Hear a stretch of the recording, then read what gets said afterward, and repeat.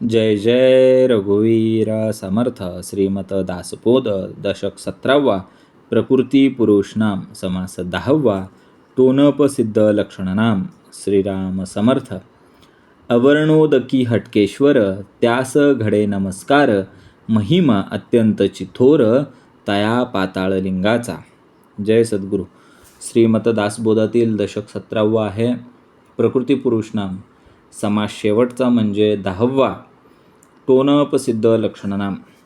या समासामध्ये समर्थ सांगतात की विवेक नाही, त्यामुळे तुमचं आमचं जीवन भरकटलेलं आहे, गोंधळलेलं आहे.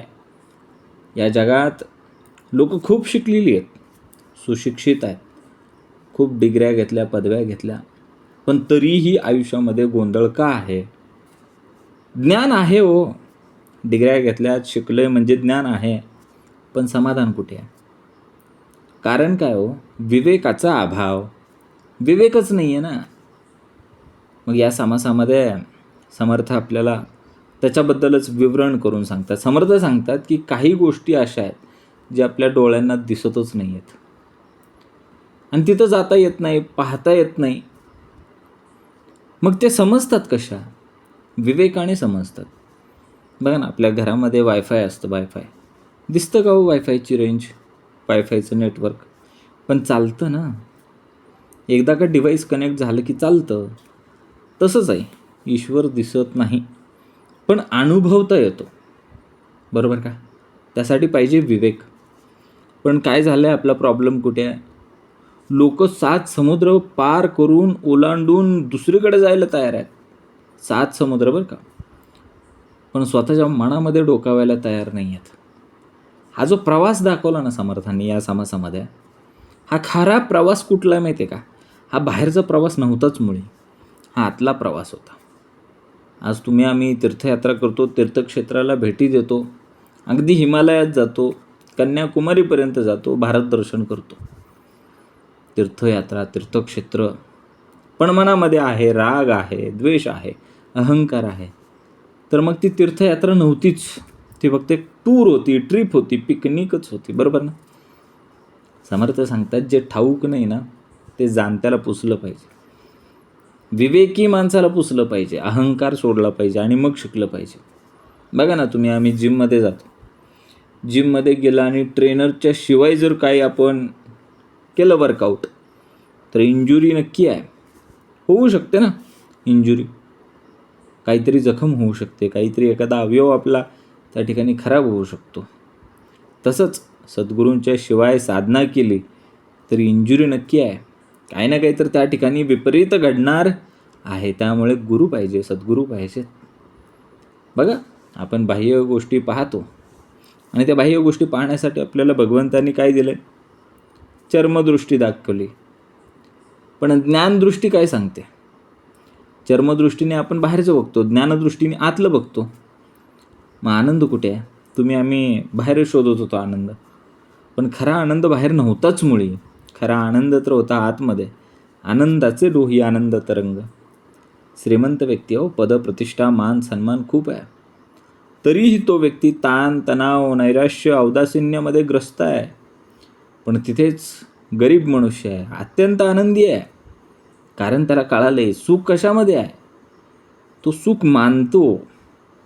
सुख आतमध्ये आहे, सुख मनामध्ये आहे, पैशामध्ये नाही आहे, पदामध्ये नाही आहे, प्रतिष्ठेमध्ये नाही आहे. आज लोक म्हणतात की सगळं सारखं आहे, काय वेगळं आहे? पण समर्थांनी या समासामध्ये स्पष्ट सांगितलं, अमृत आणि विष एकच आहे का? आहे का? नाही ना. दोन्ही लिक्विड आहे.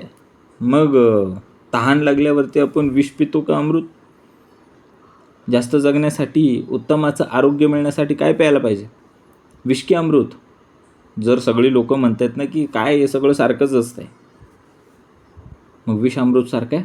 चांगलं वाईट ओळखायला आलं पाहिजे. चांगलं आणि वाईट एकच आहे का? सारखंच आहे का? है ना? ओळखण्यासाठी पाहिजे विवेक. एक चुकीचा निर्णय आयुष्यभरासाठी आपल्याला फरफटर करतो. मग टोनपा कोण? आजच्या समासाचं नावच आहे टोनपसिद्ध लक्षणनाम. हा टोनपा आहे कोण? बघा ना, त्याला चांगलं वाईट कळत नाही, तो टोनपा. सोशल मीडियावरती कितीतरी रील्स येतात, कितीतरी व्हिडिओ येतात. आपण जे आहे तसं सगळं कन्झ्युम करतो, घेतो. आणि हाच टोनपा माइंडसेट आहे. जसं आहे तसं एखाद्याने सांगितलं पोटावरची चरबी कमी करण्यासाठी हा उपाय आहे, सकाळी उठायचं, ह्याच्यात हे मिक्स करायचं, त्याच्यात ते मिक्स करायचं आणि प्यायचं, महिन्याला 10 किलो वजन कमी. आणि हा असा तो व्हिडिओ बघितला की ते असेल एखाद्या मिनटाचा, 1.5 मिनटाचा व्हिडिओ त्यांनी पाहिला आणि तशाच्या तसे त्याने ते प्रयोग स्वतःवरती करायला चालू केले. आपल्या शरीराची प्रकृती वात आहे, पित्त आहे, कफ आहे, माहीत नाही. आणि त्याच्यावरती काहीतरी विपरीत परिणाम झाले. जसं आहे तसं चांगलं वाईट न बघता आहे तसं कन्झ्युम करणे, स्वीकारणे हा टोनपा माइंडसेट आहे. मग विवेकी मनुष्य कोण आहे बघा. याच ठिकाणी जर विवेकी माइंडसेटचा माणूस असता तर काय केलं असतं? त्यांनी योग्य ते निवडलं असतं. काय घ्यायचं आहे आणि काय टाळायचं आहे हे ज्याला कळतं तो विवेकी मनुष्य. आपण ना अंधाधुंद विश्वास ठेवायला लागलो. अंधाधुंद तपास करायचा नाही, त्याचा अनुभव घ्यायचा नाही, त्याची शहानिशा करायची नाही, आहे तसं स्वीकारायचं. हा टोनपा माइंडसेट आहे. मग समर्थ आपल्याला काय सांगतात या समासामध्ये की उत्तम सद्गुरूंचा, उत्तम लोकांचा सहवास पाहिजे. उत्तमाचे ग्रंथ आपण श्रवण केलं पाहिजेत आणि त्या उत्तमाच्या ग्रंथातून जे काही विचार दिलेले आहेत त्या जीवनामध्ये त्याचं आचरण केलं पाहिजे. फक्त ज्ञान नको, त्या ज्ञानाचं आचरण व्हायला पाहिजे. त्यामुळे समर्थ काय सांगतात की हे मना, ह्या बाहेरच्या बाह्य जगामध्ये सत्य सापडणार नाही आहे, लोकमतामध्ये जाऊन सत्य सापडणार नाही आहे. त्यासाठी श्रीमतामध्ये आलं पाहिजे, विवेक जागृत केला पाहिजे, सद्गुरूंचा सहवास धरला पाहिजे, सद्गुरूंची उपासना केली पाहिजे आणि योग्य आचरणाने जीवन घडवलं पाहिजे. तेव्हाच जीवनाला योग्य दिशा मिळणार आहे. हा विवेक कोण आहे हो? हा विवेक म्हणजे तुमच्या आमच्या जीवनाचा GPS आहे. आणि त्या विवेकाशिवाय काय आहे? मार्ग तर सापडत नाहीच. जर विवेक नसेल तर गोंधळ निश्चित आहे, गडबड निश्चित आहे. बघा पहिली ओवी काय? अवर्णोदकी हटकेश्वर त्यास घडे नमस्कार, महिमा अत्यंतची थोर तया पाताळ लिंगाचा. हा टोनप सिद्ध आहे ना, त्याच्यामध्ये पहिल्याच ओवीमध्ये उदाहरण दिलेलं आहे की अवर्णोदक हटकेश्वर असून त्या पाताळ लिंगाचा महिमा अत्यंत थोर आहे. तिथं प्रत्यक्षात काही जाता येत नाही. कसं जाता येईल? नाही. अवर्णोदक आहे. अवर्णोदक म्हणजे कोण हो? समुद्राच्या ठिकाणी एक हटकेश्वर नावाचं पाताळलिंग आहे आणि त्याचा महिमा अत्यंत थोर आहे. पण अशा ठिकाणी आपल्याला काही जाता येत नाही. फक्त त्याला आपण काही करू शकतो? दुरून नमस्कार घालू शकतो. त्यास घडे नमस्कार. महिमा प्रचंड मोठा आहे पण तिथं जाता येत नाही. बघा आता पुढे सांगितलंय, परंतु तेथे जाववेना शरीर दर्शन घडेना, विवेके आणावे अनुमाना तया ईश्वरासी. मग तेथे जाता येत नाही, शरीराने दर्शन घडत नाही आणि असे झाले तर विचाराने त्या ईश्वरासंबंधीचे अनुमान करावं लागतं. म्हणजे काय? विवेक वापरावा लागतो. विवेके आणावे अनुमाना तया ईश्वरासी. मग तो जो हटकेश्वर नावाचा पाताळलिंग आहे आणि त्याचा महिमा अत्यंत थोर आहे, तिथं जाता येत नाही, शरीराने दर्शन घेता येत नाही. अशा वेळेस काय करायचं आहे? विवेकाने अनुमान लावायचं आहे त्या ईश्वराचं. बरोबर आहे का? हे काय आहे बघा, आपण बाहेर बघतोय ना, बाहेर तिथं जाता येत नाही, अवघड ठिकाणी आहे, दुर्गम ठिकाणी आहे. मग काय सांगितलं समर्थांनी? आहे ना, विवेक आहे ना, विवेके आणावे अनुमाना. विवेकाने तिथं अनुमान लावायचं आहे. दृश्य आहे, दृश्य. आणि त्या दृश्याच्या ठिकाणी आपल्याला जाता येत नाही, ते दृश्य पाहता येत नाही. मग काय करायचं बघा आता पुढं? साता समुद्राचे वेडे उदंड भूमी पहिलीकडे, सेवटी तुटलेकडे भूमंडळाचे. साता समुद्राचे वेडे, 7 समुद्र दाखवलं ना आल्या आल्या. अवर्णोदकी हटकेश्वर. अर्णव म्हणजे काय हो? अर्णव म्हणजे समुद्र. 7 समुद्रांच्या वेड्याच्या पलीकडं उदंड भूमी आहे. 7 समुद्र पार करायला लागतील त्यासाठी मग तिथं उदंड भूमी, खूप मोठी जमीन आहे. शेवटी भूमंडळाचे तुटलेकडे, शेवटी भूमंडळाचे तुटलेकडे. बघा, मग ह्यासाठी काय केलं पाहिजे? पलीकडे जी उदंड भूमी आहे 7 समुद्राच्या पलीकडे, ओलांडावे लागतील ना. मग आता समर्थ पुढच्या ओळीत सांगतात, 7 समुद्र ओलांडावे, तेथे जाणे कोण कैसे फावे, म्हणून विवेकी असावे साधूजन. मग हे 7 समुद्र ओलांडून जाणे कसं होईल? म्हणून साधूजनांनी विवेकानेच त्याचे ज्ञान करून घ्यावे. 7 समुद्र ओलांडायला तयार आहे आम्ही, पण अंतर्मुख व्हायला तयार नाही. बघा आता पुढं काय सांगितलं, जे आपणास नवे ठावे, ते जाणत्यास पुसावे, मनोवेगे तने फिरावे, हे तो घडेना. बरोबर आहे का? मग हे 7 समुद्र ओलांडून जायचं आहे त्या पलीकडच्या भूमीवरती, जे आपल्याला माहीत नाही ते कसं जायचं, तिथं गेल्यानंतर काय होणार आहे, ते पार कसं करायचं. मग काय केलं पाहिजे? जे आपणास नवे ठावे, हे ठाऊक नाही आपल्याला, कधी केलं नाही आयुष्यामध्ये, ते जाणत्यास पुसावे. मग ते जाणत्याला विचारलं पाहिजे नाही, कधी केलं नाही, सांगा बाबा. मनोवेगे तणे फिरावे, मग मनाच्या गतीने फिरावे, शरीराने. बरं का, शरीराने मनाच्या गतीने फिरावे, असं होऊ शकेल? मन एक फिरतंय हो, मनाला एक वेग प्रचंड आहे, म्हणून काय तन फिरणार आहे का? शरीर फिरणार आहे त्याच्या मागं. मनाने आपण 7 समुद्राच्या पार जाऊ शकतो की नाही? किती? एका सेकंदामध्ये आपण 7 समुद्र लांघून जाऊ शकतो, पण शरीराचं तसं होत नाही. का होतं? नाही. जे चर्मदृष्टीस नवे ठावे, ते ज्ञानदृष्टीने पहावे, ब्रह्मांड विवरून राहावे समाधाने. मग बघा, आम्ही जे पाहिलं ते चर्मदृष्टीने भिंतीच्या पलीकडचं सुद्धा आपल्याला पाहता येत नाही. काय येतं? जे चर्मदृष्टीने पाहता येत नाही ते ज्ञानदृष्टीने पाहता येतं.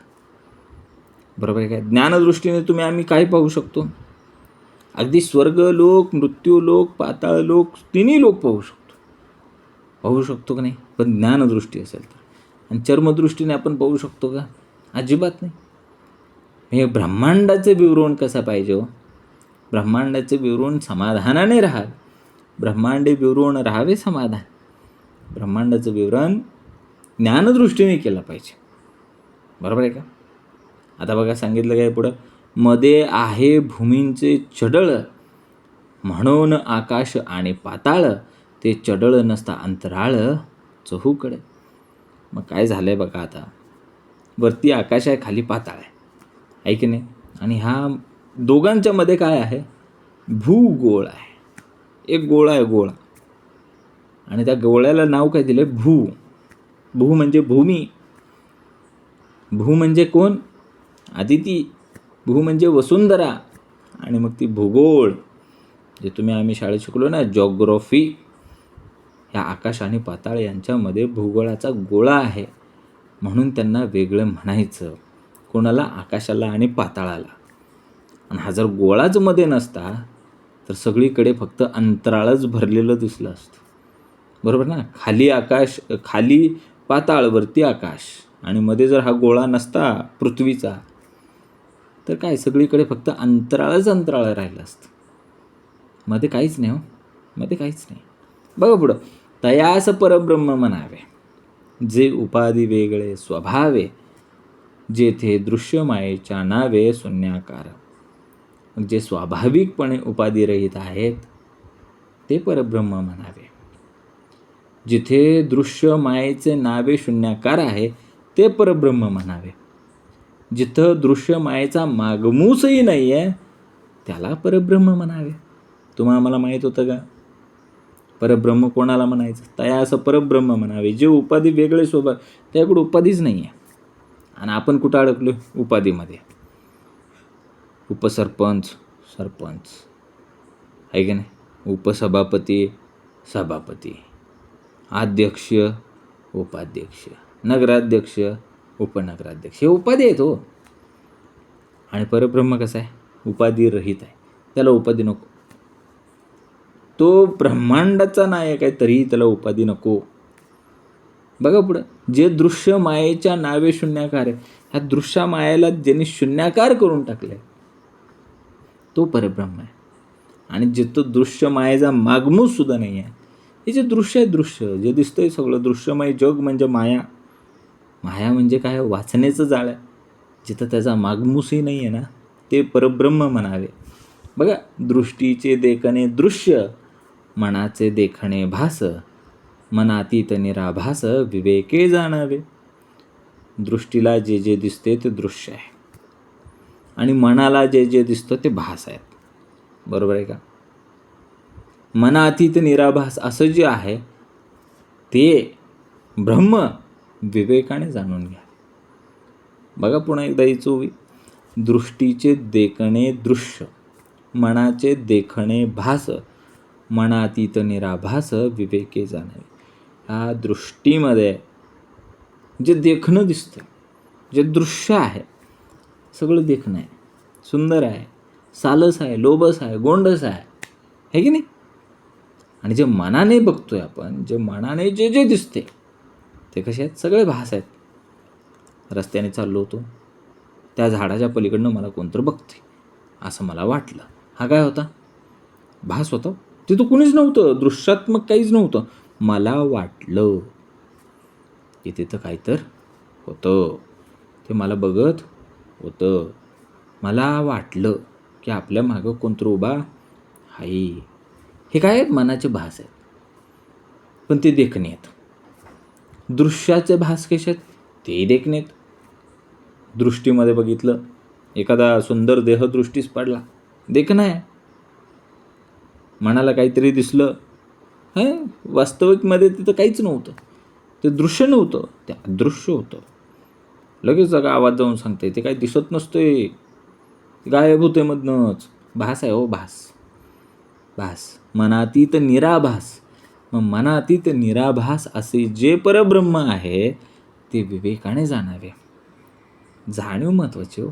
आणि त्यात विवेक, दोन शब्द जर एकत्र आले ना तर खूप मोठी क्रांती घडू शकते. विवेक अधिक जाणीव, विवेके जाणावे. विवेक असेल ना तर सारा सार विचार तिथे आहे. दृश्य काय, अदृश्य काय, शाश्वत काय, नश्वर काय, हे जिथं कळतं, हा फरक जिथे कळतो त्याला विवेक म्हणायचं. आणि जाणावे, जाणीवच मोठी आहे हो. आम्ही नेनिवेमध्ये आहोत. हा सगळा प्रॉब्लेम कुठे आहे माहिती आहे का? नेनिवेमध्ये. आपल्याला माहीतच नाही, जाणीवच नाही आहे. मग समर्थांना अभिप्रेत काय माहिती आहे का? दृष्टीला जे जे दृश्य दिसते ते कसे आहे? देखणे. मनाला जे जे दिसते ते सगळे भास, ते पण देखणे आहे की नाही? मग मनातीत निराभास असे जे ब्रह्म आहे ना ते विवेकाने जाणावे. विवेकाची जागृती झाली पाहिजे. समर्थांना अभिप्रेत आहे या दृश्याच्या आणि भासाच्या पलीकडे जायचं. मनातीत निराभास करायचा, त्या भासालाचा निराश करून टाकायचा, निराभास करायचा. कारण ते ब्रह्म आहे, ते ब्रह्म आहे. जीव शिवाचा निश्चय तेव्हा होणार आहे कधी? विवेकाने जाणून घेतल्यानंतर. बघा आता पुढची ओवी तर त्याहून सुंदर आहे. दृश्य भास अवगा विघडे, विवेक तेथे पवाडे, भूमंडळी ज्ञातये थोडे, सूक्ष्मदृष्टीचे. अतिशय उत्तम. दृश्य आणि भास आहे ना, पाहिलं ना आपण? दृष्टीचे देखणे दृश्य, मनाचे देखणे भास. मग समर्थ पुढचेच ओवी सांगतात, दृश्य भास अवगे विगडे. दृश्य आणि भास, दृश्य कोणाचे? दृष्टीच. भास कोणाचे? मनाचे. दोन्ही नष्ट झाले पाहिजेत. कधी? विवेकाने. बरं का? तेथे विवेकाने जो पोचतो, दृश्याला आणि भासाला नष्ट केल्याच्या नंतर जो विवेकाने पोचतो, जो जाणतो, सांगितलं होतं ना विवेके जाणावे, विवेकाने जाणतो, असे सूक्ष्मदृष्टीचे ज्ञाते ह्या भूमंडळावरती अगदी क्वचित थोडे थोडे आहेत. भूमंडळी ज्ञाते थोडे, सूक्ष्मदृष्टीचे. मग समर्थांना अभिप्रेत काय माहिती आहे का? जो विवेकाने जाणतो तो सूक्ष्मदृष्टीचा आहे. आपण दृश्यात अडकलो आहे. समर्थांना दृष्टी अभिप्रेत आहे. बरं, ती दृष्टी कशी असावी? सूक्ष्म असावी. आम्ही स्थूल दृष्टी पाहतोय, स्थूल आहे ना. जे दृश्यमान आहे ना, दृश्य जे पंचभौतिक आहे, त्रिगुणात्मक आहे, ते सगळं स्थूल दृष्टी आहे. मग समर्थांना अभिप्रेत आहे की दृश्य आणि भास है ना, हे नष्ट झाल्यानंतर विवेकाने जो पोचतो, असे सूक्ष्मदृष्टीचे ज्ञाते म्हणजे ज्यांना ज्ञान झालंय कशाचं, विवेकातून, जाणीवेतून जे ज्ञान उत्पन्न झालेलं आहे, असे भूमंडळावरती काही सगळेच नाही आहेत, अगदी मोजके आहेत, थोडे. त्या थोड्यांशी कसं करायचं बघा आता. वाच्यांश बोलणे बोलावे, न बोलता लक्षांश जाणावे, निर्गुण अनुभवास आणावे, गुणाचेन योगे. वाच्यांश बोलणे बोलावे, न बोलता लक्षांश जाणून घ्यावे. अमुक अमका गुण असा असतो हे कळाल्यानेच तो गुण तेथे नाही अशा गुणातीताचे आकलन होणे शक्य होते. म्हणून गुणरहित अशा निर्गुणास अनुभवाने जाणले पाहिजे. बरोबर आहे का? बघा आता पुढं. नाना गुणास आहे नाश, निर्गुण ते अविनाश, ढोबळ्याहून विशेष सूक्ष्म देखणे. अत्यंत सुंदर. अनेक गुण आहेत, नाना गुण, सत्व रज तम ह्याच्या पलीकडे. लय गुणाचं आहे म्हणतो आपण, लय गुणाचं आहे, लय अवगुणाचं आहे है ना. हे नाना गुण, अनेक गुण नाश पावतात, नाश पावतात. पण जे निर्गुण आहे ना, निर्गुण, ते कसं आहे, अविनाशी आहे. मग हरिपाठामध्ये सांगितलं ना, त्रिगुण हे सार, निर्गुण हे असार, सारा सार विचार हरिपाठ. हे त्रिगुण जे आहेत ना, नाना गुण जे आहेत ना, ह्यांना नाश आहे, कारण ते नश्वर आहेत. निर्गुण जे आहे ना, निर्गुण, ते शाश्वत आहे, अविनाशी आहे, त्याचा विनाश होत नाही. गुणांना नाश, निर्गुणांना अविनाश. अविनाशी आहे असं तच्ची असे आहे ते निर्गुण निराकार तत्व. स्थूल दृष्टीच्या पाहण्यापेक्षा विवेकाच्या सूक्ष्म दृष्टीने पाहणे हेच उत्तम. ढोबळ्याहून विशेष सूक्ष्म देखणे. हे ढोबळमानाने विशेषण लावायचं नाही, वरवरून नाही. सूक्ष्म देखणे. निर्गुण कसा आहे, सूक्ष्म आहे. गुण कशी आहेत, स्थूल आहेत.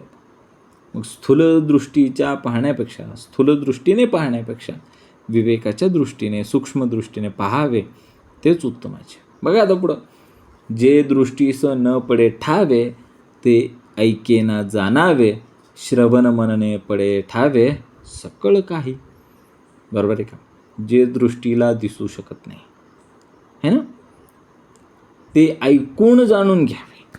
दिसतच नाही डोळ्यांना, ह्या चर्मदृष्टीला ते दिसत नाही आहे, ते सूक्ष्म आहे. जे दृष्टीस न पडे ठावे, सूक्ष्म दिसतच नाही. मन, बुद्धी, चित्त, अहंकार दिसतो का, आत्मा दिसतो का, परब्रह्म दिसतो का, नाही दिसत. मग ते ऐकून जाणावे, मग ते श्रवणातून जाणून घ्यावं.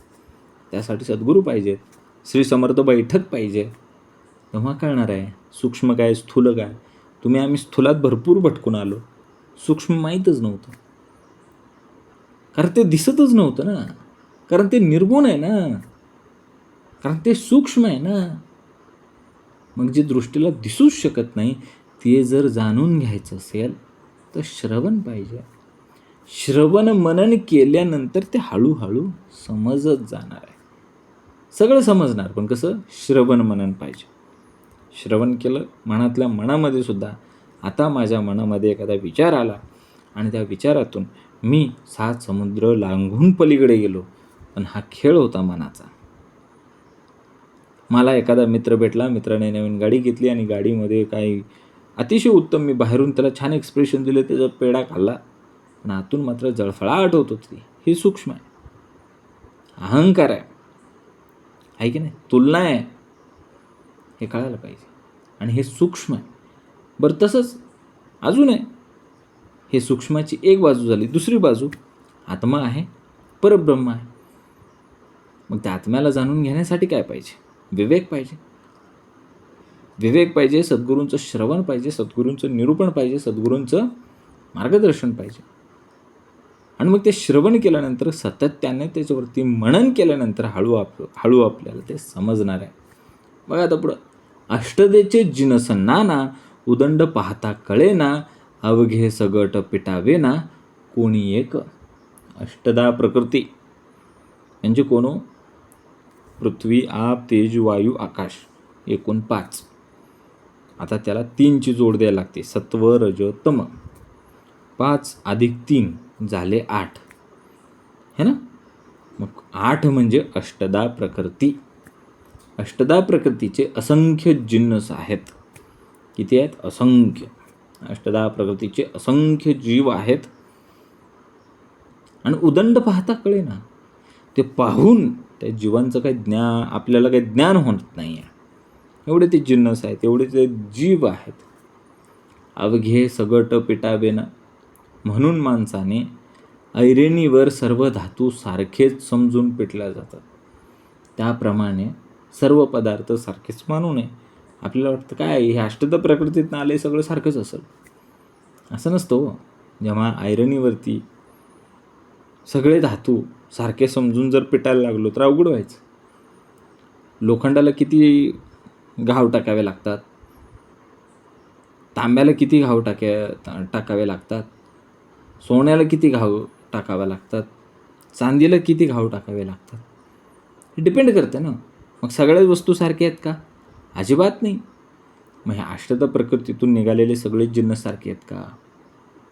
पाहून आपल्याला त्याचं ज्ञान होत नाही आहे आणि आपण काय करतोय? म्हणतो हे सगळं एकच आहे. बघा आता पुढं.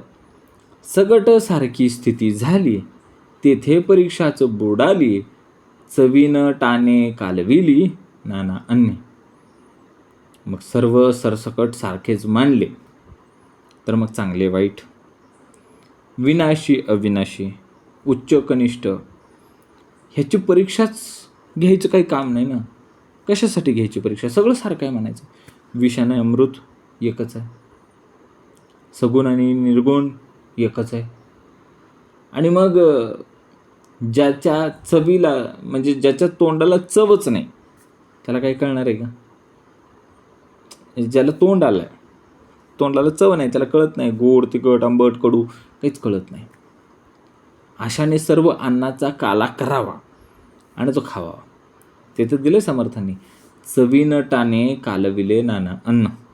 मग ज्याला चवच कळत नाही त्याने सगळं आंबट बी घेतलं आहे, तिखट बी घेतलं आहे, तुरट बी घेतलं आहे, खारट बी घेतलं आहे, सगळं अन्न एकत्र कालवलं आहे आणि तो प्राशन करतो आहे. तशी परिस्थिती झाली.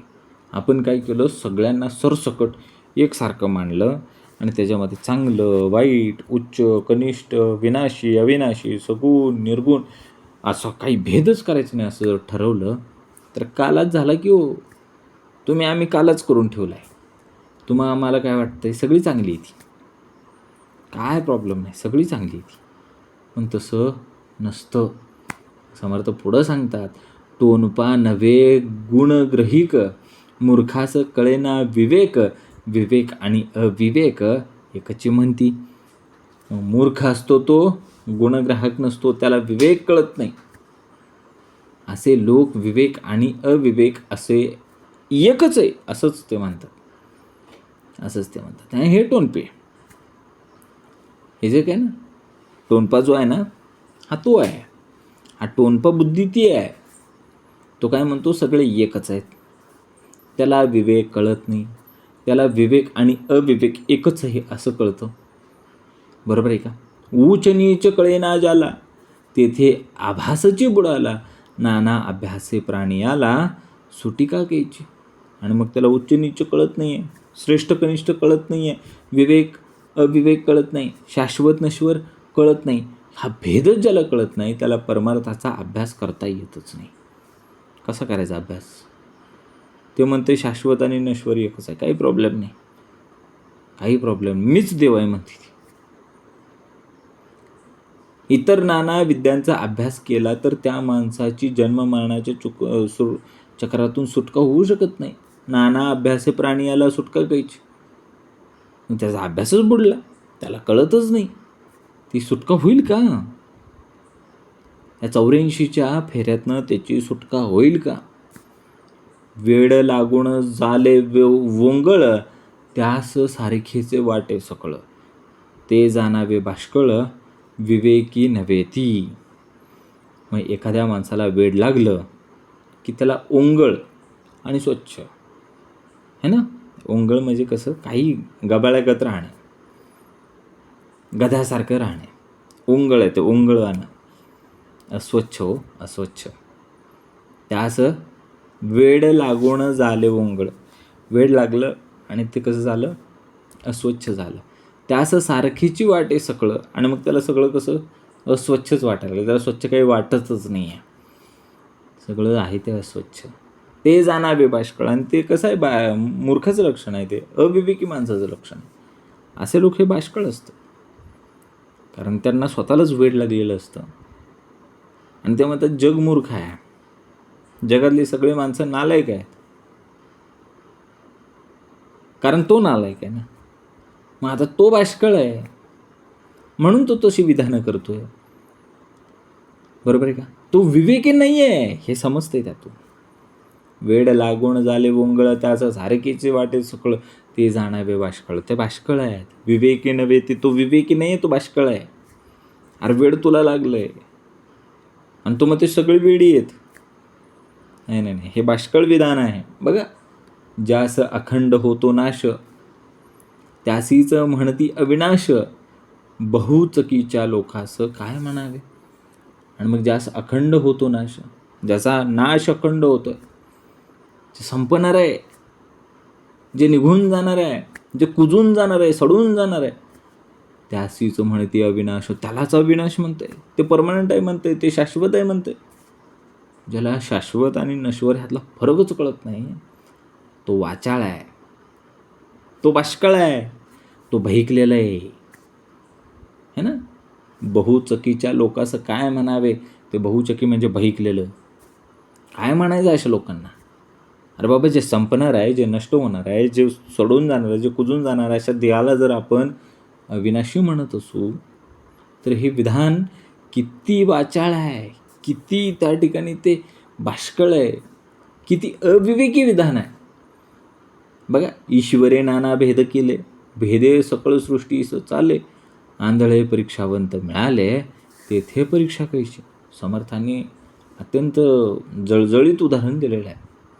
ईश्वरानेच नाना भेद निर्माण केले, ईश्वरे नाना भेद केले. ओके, ईश्वराने 4 खाणी 4 वाणी तयार केल्या, परापशंती मध्यमा वैखरी तयार केली, श्वेदजन दज जार बीज हे तयार केलं, सगळे भेद निर्माण केले. आणि भेदाच्या योगाने सृष्टीच्या वरती असलेले व्यवहार सुरळीतपणे चालू लागले. पण परीक्षा करणारा जिथे आंधळा असेल, आंधळा येते, त्याला दिसतच नाही, हे भेद दिसत नाही, सृष्टी कशी चालती हे दिसत नाही, आणि ते आंधळा आहे. आंधळे परीक्षावंत मिळाले, ते परीक्षा घ्यायची. आंधळा परीक्षावंत असेल तर परीक्षा कशाची घ्यायची बाबा, त्याला दिसतच नाही. जेथे परीक्षेचा अभाव, तो टोनपा समुदाव, गुणच नाही गौरव येईल कैचे. समर्थांनी सांगितलं. हे परीक्षा अशी घेणारी मंडळी आहेत. ईश्वराने एवढे भेद केले आणि त्या भेदावरती सृष्टी चालवली, आणि तिथं परीक्षावंतच आंधळा आहे, त्याला ते भेदही दिसत नाही, सृष्टीही दिसत नाही, आणि सृष्टीतला व्यवहारही दिसत नाही. मग तो सुरळीत चालतोय का विपरीत चालतो हेही कळत नाही. मग तिथं परीक्षा कसली घ्यायची. आणि मग जिथं परीक्षेचाच अभाव आहे, परीक्षा म्हणजे कशी हो, सारासार विवेकाची परीक्षा. समर्थांना अभिप्रेत काय. जिथं परीक्षेचा अभाव आहे, तो समुदाय टोनप्या लोकांचा आहे, तो टोनपा समुदाय, तो टोनपा समुदाय. नाही ना, विवेकच नाही आहे. जिथे गुणच नाही आहेत, तिथे गुणांचा गौरव कुठून असणार. गुणच नाही गौरव येईल कोणच. गुणच नाही आहे, त्याला दिसतच नाही, त्याकडे गुणच नाही आहे, तर त्या गुणांचा गौरव कुठून करायचा. खरे खोटे एकची झाले, विवेकाने काय केले, असार सांडून सारं घेतले साधूजनी. बघा आता काय झालं इथं, अतिशय भयंकर परिस्थिती, जिथे खरे खोटे यांचे सरमिसळ झाले, एकत्र झाले. ते म्हणते सगळं सारखं आहे. टोनपा समुदाय जो आहे ना, हा म्हणतो सगळं सारखं असते. विष आणि अमृत एकच, खरं आणि खोटं एकच, शाश्वत आणि नश्वर एकच. बघितलं ना आपण मगाशी, जे जे नाशवंत आहे त्याला म्हणते अविनाशी, जे जे खोटं आहे त्याला म्हणते खरं आहे. सगळी सरमिसळ झाली आहे, सगळी तिथे भेळ होऊन झालेली. जिथे खरे खोटे यांची सरमिसळ सरभेळ एकत्रितपणा झालेला आहे. तो बघितला ना आपण मगाशी, ज्याला चवच कळत नाही त्याच्यासमोर तो काला वाढून ठेवला आहे. आंबट, तुरट, गोड, है ना, खारट, ह्या सगळ्यांचा काला करून दिला. तसा काला झाला आहे खऱ्याचा खोट्याचा, शाश्वताचा नश्वराचा. यांची सरमिसळ जिथं झाली आहे तेथे विवेक काय करतो? तर साधू लोक विवेक करूनच आसार सोडून सार ग्रहण करतात. बरोबर आहे ना? विवेकामध्ये तेच महत्त्वाचं. काय घ्यायचं आणि काय त्यागायचं हे ज्याला कळतं तो विवेकी. खरं काय, खोटं काय, शाश्वत काय, नश्वर काय, विवेकाने काय केले? आसार सांडून दिले आणि सार जाणून घेतले साधूजणी. बघा आता, बघा पुढं काय सांगितलं, अतिशय उत्तम. उत्तम वस्तूची परीक्षा कैसी न घडे नतद्रक्षा, दीक्षा ही ना पासी दीक्षा येईल कैची. नतद्रष्ट लोक असतात, नतद्रष्ट लोकांना उत्तम वस्तूची पारख कशी होईल? नतद्रष्ट आहेत ती, आणि त्यांना उत्तम वस्तू कशी पारखता येईल? नाही आहे ना. जो स्वतःच दीक्षाही नाही, ज्याच्याकडे स्वतःचीच दीक्षा नाही आहे, त्याच्यापाशी दीक्षेचं तेज सामर्थ्य येणार आहे का? दीक्षाहीनापाशी दीक्षा येईल कैची. स्वतःलाच दीक्षा नाही आणि तो दुसऱ्याला काय दीक्षा देणार? आपले न ओंगळपणे दिशा करून शौच नेणे, वेदशास्त्र पुराणे त्यासे काय करती. ओंगळ बघितलं ना आपण मगाशी, बघितलं वेड लागून ओंगळवाना झाला होता तो एक मनुष्य, आणि त्याला सगळं ओंगळवानच दिसत होतं. एखाद्या अस्वच्छ माणसाने स्वतःच्या ओंगळपणामुळे संशयात जाऊनही नंतर शरीर शुद्धी केली नाही तर तिथं वेदशास्त्र पुराणे काय करणार?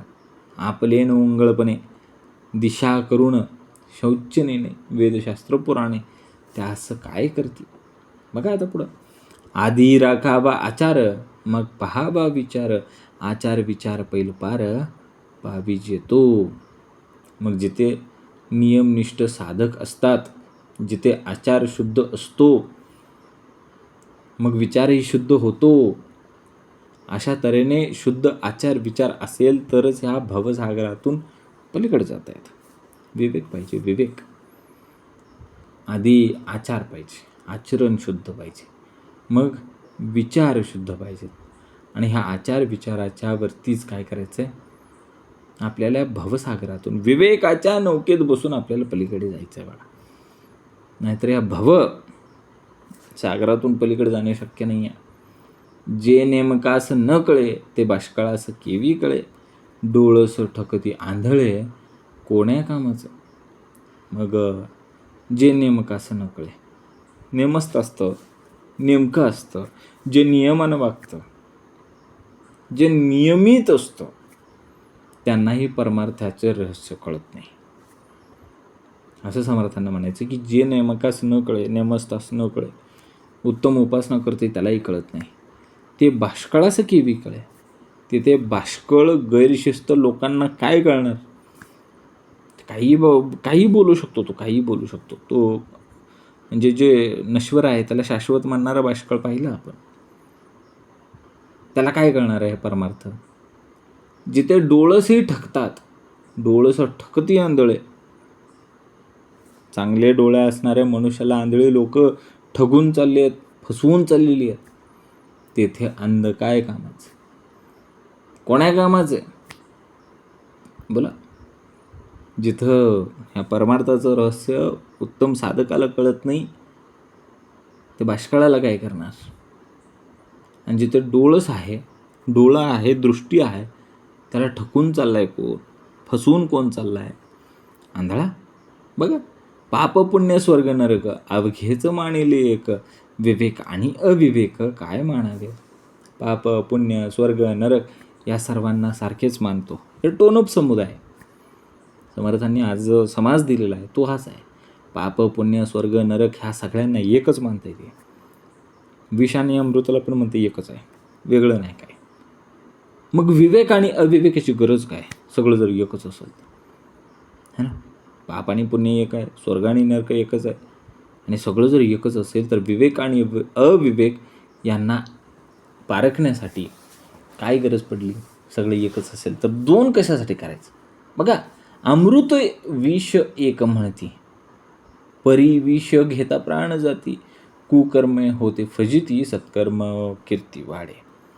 बघा, विष आणि अमृत एकच आहे म्हटलं. जसं म्हटलं होतं ना आपण, पाप पुण्य स्वर्ग नरक एक आहे, तसं विष आणि अमृत एकच आहे असं म्हटल्यानंतर जर ते विष प्राशन केलं, विष घेतलं, तर जीव जातोय की, प्राण जातोय की, हे सत्य आहे ना, हे खरं आहे ना, हेच वास्तव आहे ना. मग कुकर्माच्या योगाने फजिती होते आणि सत्कर्माच्या वाड्याने कीर्ती वाढते. हो, मग कुकर्म केली, पुण्य करायच्या ऐवजी पाप केलं, बरोबर आहे का? मग पाप केल्यावर काय होतं?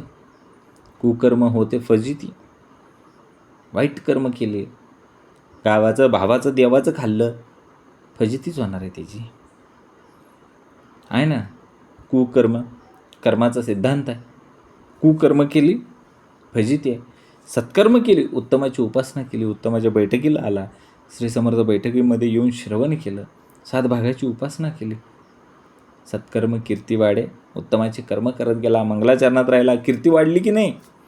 आज गल्लीत गावात मान सन्मान आहे की नाही? वाढली की नाही कीर्ती? आधी कशी होती कुकर्म? भावकीचं बाण टोकर, ह्याच्या चाड्या त्याला लाव, काहीतरी वेगळं विपरीत करून सांग, फजितीच झाली होती. कुकर्म योगाने फजिती झाली आणि सत्कर्माच्या योगाने कीर्ती वाढली, मान सन्मान वाढला. भावकीत आज बघा किती मान आहे.